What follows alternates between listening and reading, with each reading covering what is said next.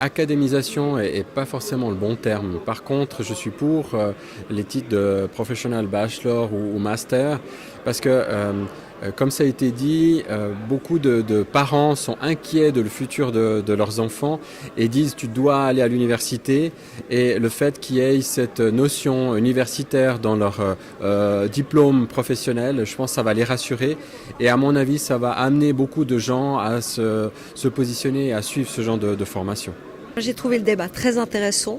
La seule chose qui manquait peut-être, c'était un tout petit peu plus de gens du terrain, de différents milieux, pour pouvoir parler de cette académisation, pourquoi on la veut. Je crois plutôt que c'est la reconnaissance des titres qui est plus importante que de donner un titre académique à un papier de formation professionnelle. À l'issue du débat, je dirais que pas forcément une académisation, mais plutôt une collaboration à différents niveaux pour trouver des termes qui soient clairs pour tous les partenaires. Aujourd'hui, c'est pas assez clair. Aujourd'hui, on l'a entendu, c'est pas du tout clair. Les professionnels n'arrivent pas à situer les candidats, donc quel domaine ils viennent, quelles sont leurs compétences.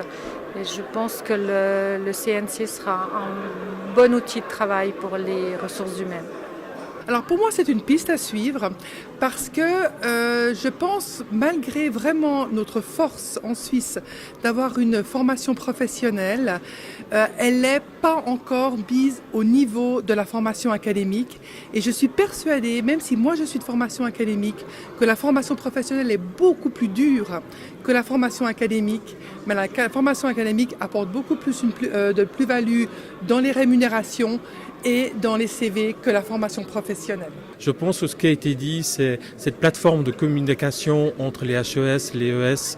Je pense que ça va passer déjà par là, que les différents acteurs se rencontrent et discutent entre eux, définissent des axes et un cadre clair. Et je pense qu'avant qu'on passe à des titres différents, on va gagner là en clarté. C'était important pour moi d'entendre les deux parties se positionner par rapport à l'académisation de la formation, d'entendre les professionnels, ceux qui sont confrontés tous les jours au CV des participants, des futurs employés, et la version des académiciens qui veulent, j'avais l'impression, un peu protéger leur domaine. Alors le besoin du débat, oui. Alors ça, il me paraissait évident parce que on l'aura compris grâce au débat, c'est que l'affaire est beaucoup plus complexe. Enfin, cette histoire est beaucoup plus complexe que ça n'y paraît. Et puis, si ça n'a pas donné de solution absolue ou de réponse absolue, c'est qu'il n'y en a pas.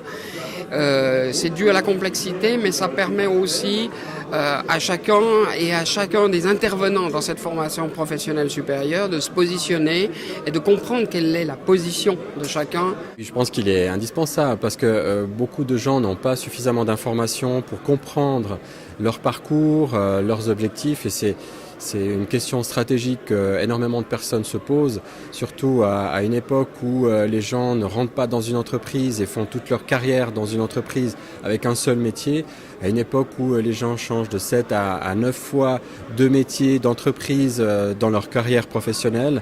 Eh bien ça, c'est des questions stratégiques, donc ils doivent être informés. La séance de ce soir a été vraiment, je pense, peut-être le point de départ d'un changement. En tout cas, que la Suisse romande apporte une réflexion, un débat qui peut peut-être remonter jusqu'à Berne.